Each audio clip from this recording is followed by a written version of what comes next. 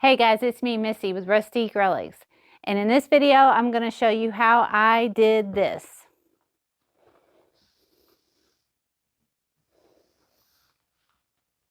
So let's get started.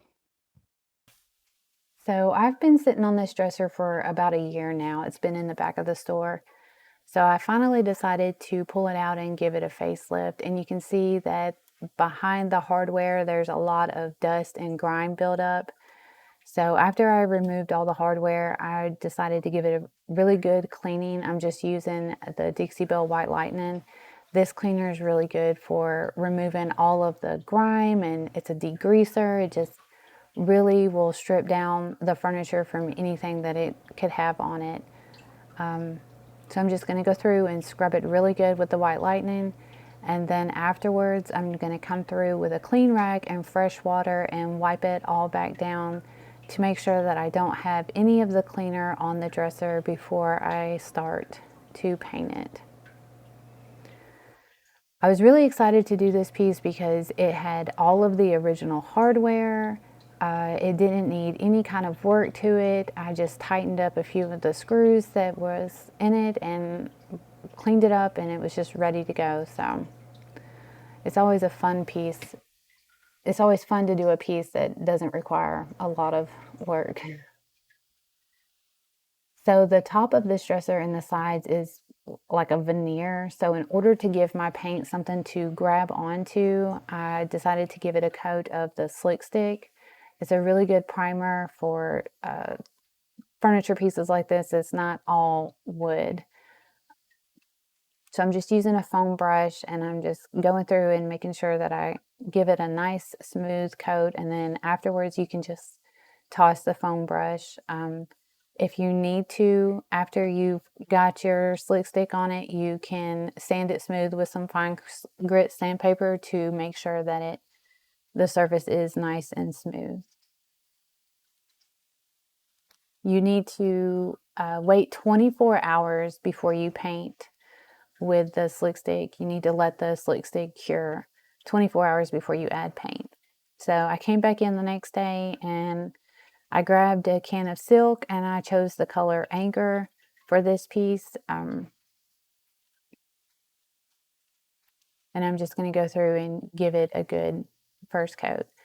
I pay special attention to the corners and the edges. I make sure that I don't overlap my paintbrush, so that way there are no drag marks or paintbrush strokes. It is a self-leveling paint, but you do want to make sure that you do thin and smooth coats when you're painting it. And you can see that the silk paint really does go over the Dixie Belle Slick Stick really well. The Slick Stick is amazing for pieces of furniture that aren't wood.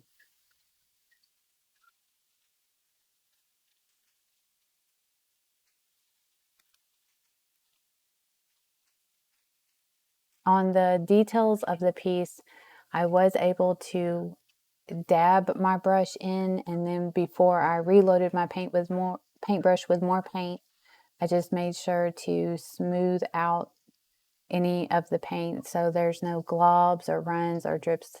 It's really important to pay attention to those kind of corners and stuff like that when you're painting, because you don't want to have runs in those areas, especially in places that are hard to sand. Like that top drawer would have been really hard to sand down if there was going to be any runs or drips.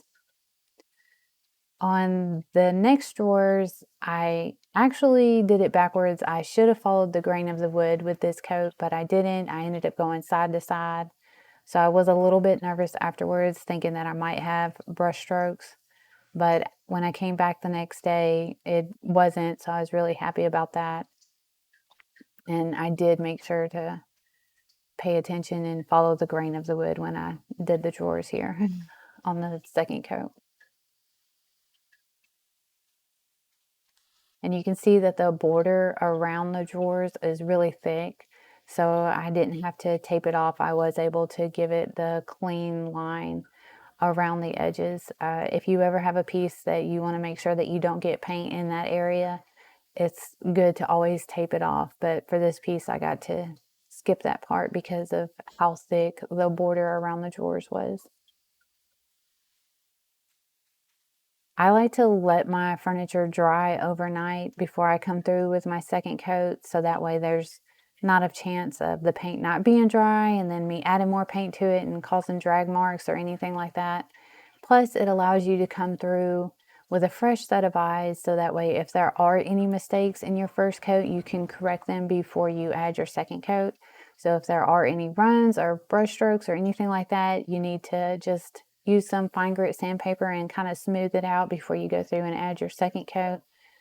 Your second coat will not cover up any mistakes that you have in your first coat. So it's an important step to take. Just come through with a fresh set of eyes and really look at your furniture, look at the corners and stuff like that, and make sure that it's how you like it.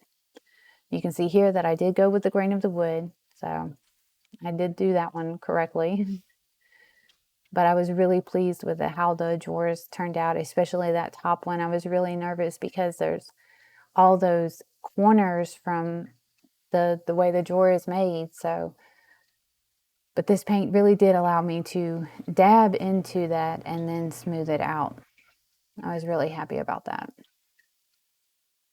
I enjoy painting furniture. I feel like it's really relaxing, especially when a piece is works my way, goes my way, and this piece did for sure. It didn't give me any problems. And it's not a high-end furniture piece. You can definitely tell that, but it was still a really good dresser.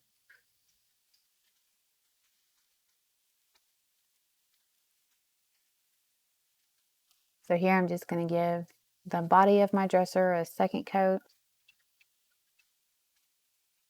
And then I'm really excited about the hardware of this dresser because none of it was broken or missing. I still had all of the original handles and everything, so I was able to reuse those and not have to go out and find new handles to match this dresser.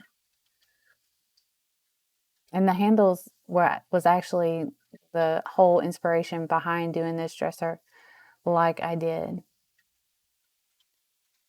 And you'll see when I go to redo them. So for the top of the dresser, I'm just making sure not to overlap my paint strokes and just give it a nice smooth coat. And then you let it dry and it's done. So here I have all the handles. You can see none of them are broken or anything like that. I soaked them in vinegar for about 4 hours and then just took an old toothbrush and cleaned them up really good. Made sure I got all the dust and buildup that was in the behind the handles. I got it all nice and clean. And I just put some gloves on and I took some gilding wax and I'm just buffing it into all of the handle pieces. I did use a Q-tip to kind of get down into the details of the knob where my fingers really couldn't touch. But I really love this hardware. I thought it was really pretty. And this dresser, if you look at it, it actually has a face to it. Let me know if you can see the face of the furniture. I like furniture that has just a unique thing behind it, like this one does.